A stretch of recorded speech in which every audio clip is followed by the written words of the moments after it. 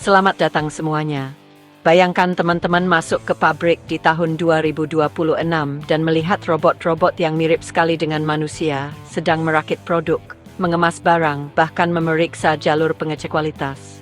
Ini bukan cerita khayalan, tapi ini benar-benar terjadi sekarang. Perubahan besar ini didorong oleh robot-robot humanoid serbaguna. Mesin-mesin canggih yang pakai AI yang dibuat untuk mengerjakan banyak tugas pabrik yang dulu butuh tenaga manusia. Ini bukan mesin kaku yang sudah diatur dari awal dan cuma bisa satu pekerjaan saja.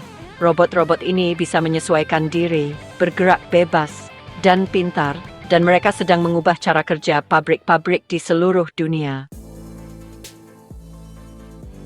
Yang terdepan adalah perusahaan-perusahaan seperti Tesla dengan robot Optimus-nya dan Figure AI yang semakin menarik perhatian karena pekerja humanoidnya yang benar-benar mandiri.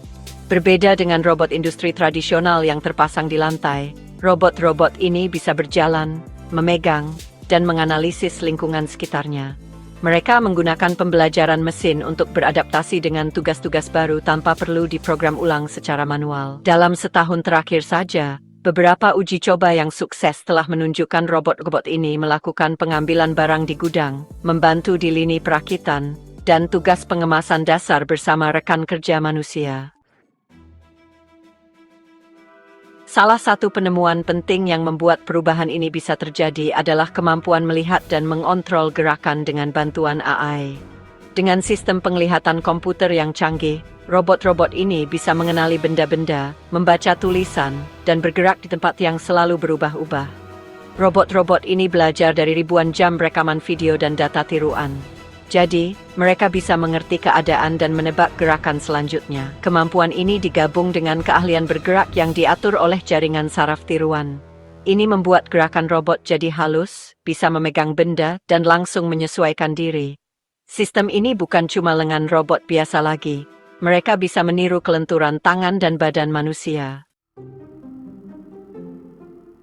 Robot Optimus Tesla adalah contoh utama dari perubahan ini. Awalnya diperkenalkan sebagai konsep, robot ini berkembang pesat menjadi prototipe yang berfungsi yang bisa mengangkat kotak, memilah barang, dan berjalan sendiri di lantai pabrik. Tesla berencana untuk memasukkan Optimus ke Gigafactory mereka pada tahun 2026.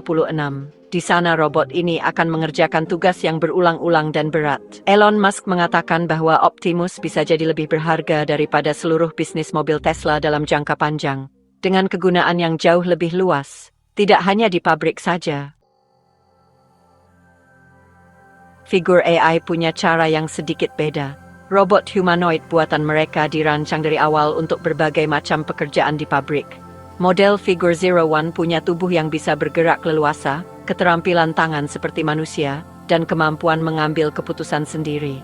Robot ini bekerja pakai sistem AI tertutup yang terus-menerus menilai kinerjanya dan langsung menyesuaikan diri. Figure sudah bekerja sama dengan beberapa pabrik untuk mulai mencoba memakai robot-robot ini di jalur produksi yang sedang berjalan. Program uji coba ini menunjukkan perubahan yang cepat ke arah penggunaan tenaga robot secara besar-besaran.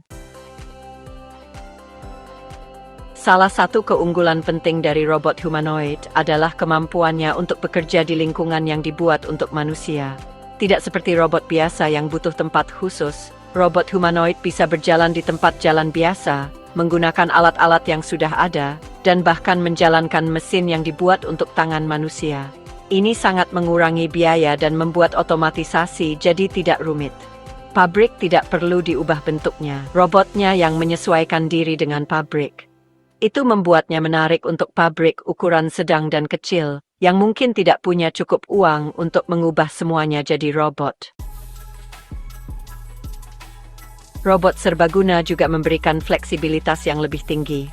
Otomatisasi tradisional itu kaku. Mesin-mesin diatur untuk satu tugas saja, dan untuk mengaturnya ulang bisa butuh waktu berhari-hari atau berminggu-minggu.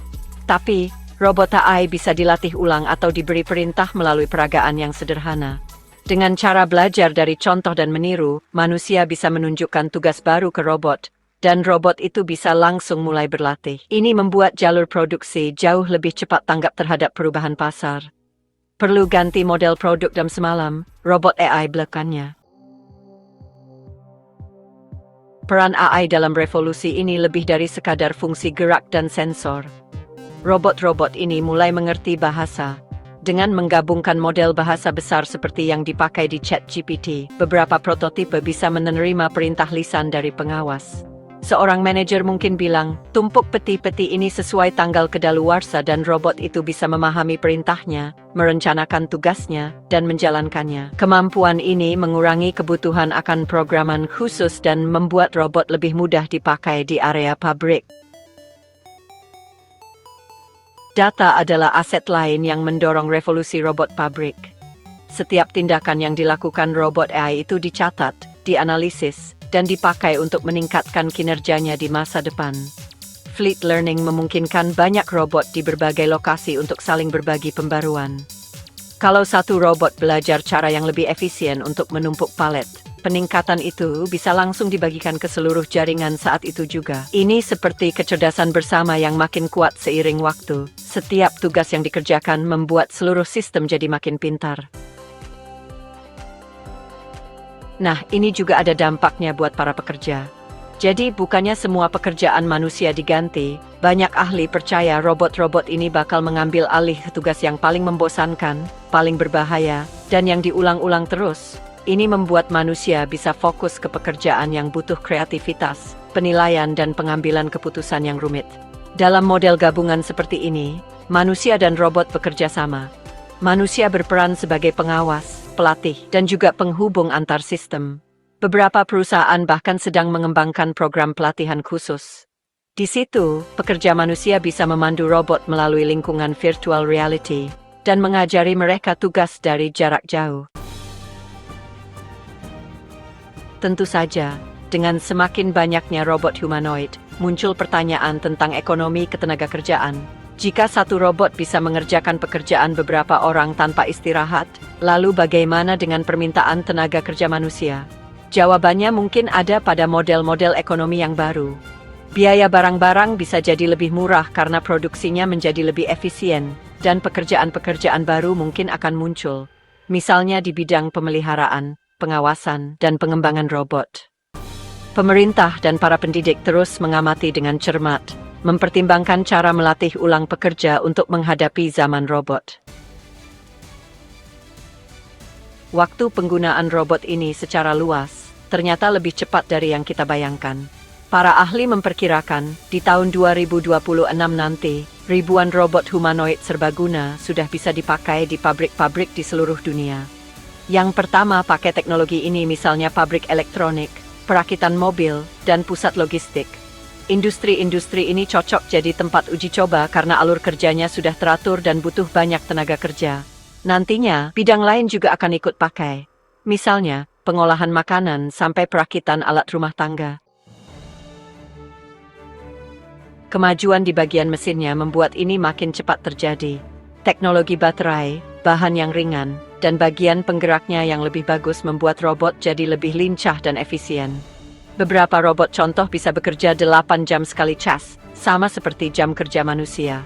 Robot lainnya dibuat supaya gampang diperbaiki per bagian. Artinya, bagian yang rusak bisa cepat diganti langsung di pabrik tanpa perlu mengirim semua robotnya untuk diperbaiki. Perbaikan-perbaikan yang berguna inilah yang membuat robot bisa dipakai oleh banyak pabrik.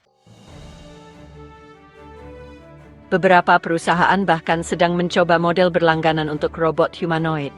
Daripada beli robotnya langsung, pabrik bisa sewa saja per bulan. Nanti, sudah termasuk pembaruan program dan perawatannya juga. Cara ini bikin lebih gampang kalau mau pakai robot, karena biayanya jadi ringan di awal dan bisa dicicil. Ini juga memastikan pabrik selalu pakai otak AI robot versi terbaru. Jadi, kemampuan robotnya akan terus meningkat. Ada juga protokol keselamatan yang sedang dikembangkan untuk memastikan robot-robot ini bisa bekerja dengan aman di sekitar manusia. Sensor jarak, mekanisme pengaman otomatis, dan pemodelan prediktif semuanya digunakan untuk mencegah kecelakaan.